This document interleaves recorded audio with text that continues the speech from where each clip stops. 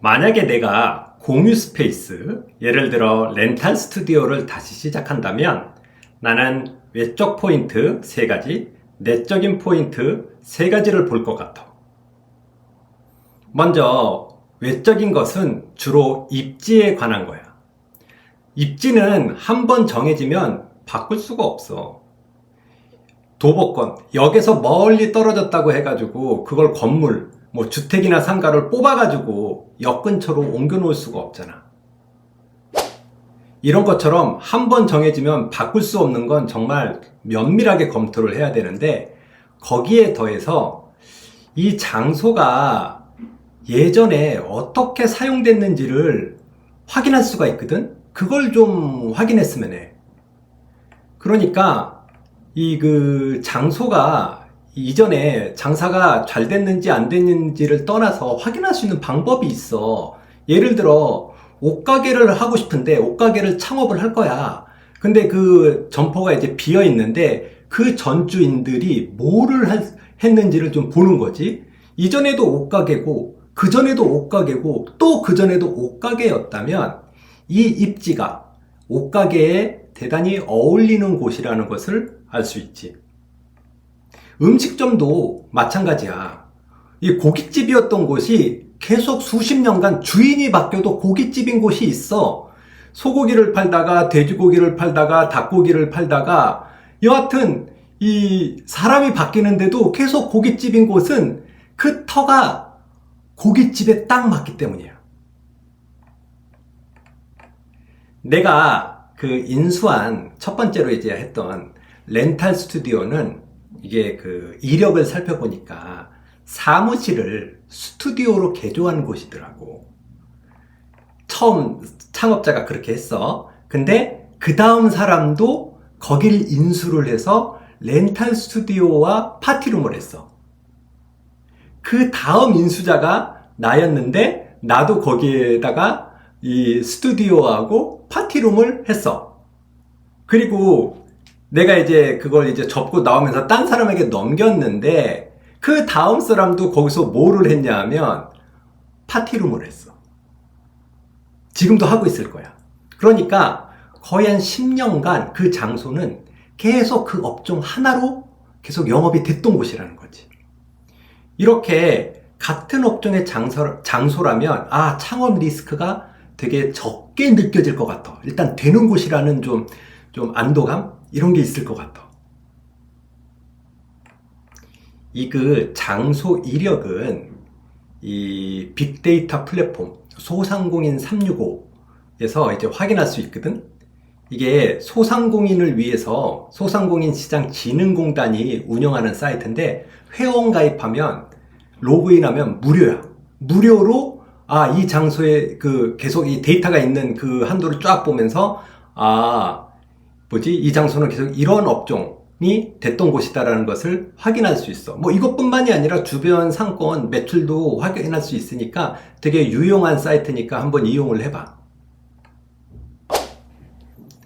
다음은 주변 경쟁업체의 존재 여부야. 나는 경쟁업체가 있는 걸 선호해. 카페거리, 먹자골목처럼 비슷한 업종에 몰려 있어야지 유형, 무형, 직간접적으로 득이 된다. 나에게 득이 된다고 보거든. 그러니까 이렇게 몰려 있다는 건 그 업종이 되는 장소라는 뜻이지. 내 경우에 첫 렌탈 스튜디오가 있었던 건물에 같은 건물 위층에 다른 렌탈 스튜디오가 있었어. 근데 손님을 뺏긴다는 생각을 한 적은 없어. 이게 분위기가 달라. 이용 목적도 다르고 고객층이 다를 테니까 이거 함께 공존할 수 있다고 여겼어. 심지어 렌탈 스튜디오를 급히 찾는 고객이 이제 선약 때문에 내 장소를 이용을 못할 때에는 위층에 다른 곳 있으니까 그 다른 스튜디오 있으니까 거기 한번 연락해 보라고 안내도 해드렸거든. 동떨어져 있는 곳에서 그런 유일한 곳이 낫다고 생각하는 분들도 계실 거야. 그것도 맞는 얘기일 수도 있지. 근데 외딴 섬처럼 있으면 고객들을 유도하는 거, 고객들에게 알리는 거, 이거 모두 다 혼자 해야 돼.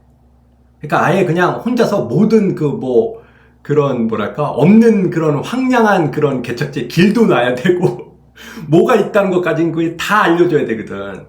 근데 모여 있으면 어찌됐든 고객들이 그거 이용할 고객들이 몰려오니까 그래서 나는 그게 내 입장에서는 그게 메리트다라고 생각을 했고, 경쟁 업체의 존재 여부는 이거 네이버 플레이스, 네이버 지도를 한번 이렇게 검색을 해보면 그 근처에 뭐 고깃집, 뭐 카페 이러면 이제 쫙 나오잖아. 그럼 이제 확인할 수가 있거든. 아, 여긴 이렇게 많구나.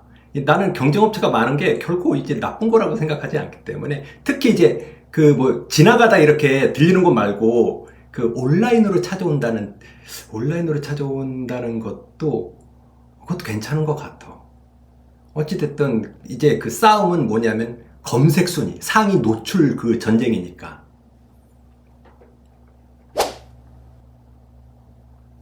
다음은 양수 양도의 경우 네이버 플레이스, 뭐 에어비앤비 플랫폼도 마찬가지인데 리뷰가 쌓여 있는 곳, 리뷰를 받을 수 있는 곳, 이거 체크해 봐야 되거든. 이제 수익을 내기 위해서는 좋은 리뷰 필수지. 요즘에 이건 그냥 필요 조건, 필수라고 생각해. 고객의 신뢰를 얻기 위해서는, 그러니까 이제 그 단기간이 아니라 어떻게 보면 오랜 기간 걸쳐서 쌓아 올린 리뷰가 필요한데, 단기간에 이제 그거 쉽게 만들어낼 수 없거든. 물론 단기간에도 그냥 어떻게 마케팅해서 양산할 수는 있는데, 고객이 믿을까? 한 3, 4년부터 꾸준히 쌓여온 곳이 괜찮을까? 같은 리뷰 수라고 해도 한 달 만에 만들어진 곳을 믿을까?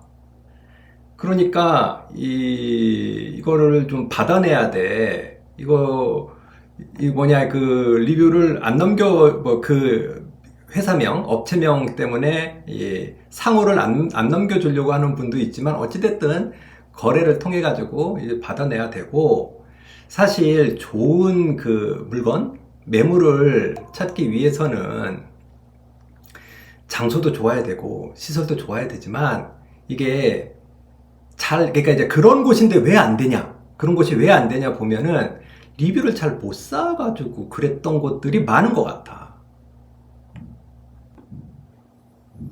그래서 좋은 매물 찾는 팁도 여기서 하나 나오는데, 장소도 좋아. 시설도 예뻐. 근데 왜 이 사람은 이걸 넘기려고 하지? 라고 생각해보면 마케팅을 못해서인 거 같거든. 급매 이유가 있어. 갑자기 전직을 딴 데로 이제 이직을 한다. 아니면 갑자기 결혼을 한다. 유학을 간다. 이런 것도 있지만, 마케팅이 부족한 경우가 있거든. 그래서 잘 보면 또 리뷰가 적게 쌓여 있더라고. 그래서 그런 거를 이해를 하고 적극적으로 달겨들어도 괜찮은 경우야. 이런 경우에는. 그리고 본인이 리뷰를 많이 쌓아놓잖아. 이제 받아가지고. 그럼 또 다른 곳으로 옮길 때 더 큰 장소로 옮기고 더 좋은 장소를 할 때는 또 권리금을 붙여가지고 팔 수도 있는 거니까, 일단 리뷰는 좀 있다면 확보를 해놔야지. 거의 필수적으로. 이제 정리를 해보면 외적인 것들은 주로 입지에 관한 것인데, 이전에 어떠한 업종들이 있었나, 과거를 바꿀 수는 없잖아. 그럼 못 바꾸는 거니까 확인을 해야지. 그 다음에 이제 두 번째는 이제 경쟁 업체들이 주변에 있나. 없는데 이제 몰려오게 경쟁 업체를 만들어낼 수도 있는, 가능한 것도 아닌 거고. 그러니까 이제 되는 장소를 찾는 거겠지. 그런 이유. 세 번째 또 리뷰. 만들 수는 있지만 시간이 오래 걸리고, 히스토리? 역사적으로 쌓이는 리뷰는 그건 더 만들어낼 수가 없으니까. 그렇게 이제 바꿀 수 없는 외적인 포인트들, 이거를 마음에 두고 체크를 하고 확인을 하고 입지를 찾으면 좋을 것 같아. 이 내용이 마음에 들었으면 좋아요와 구독을 눌러줘.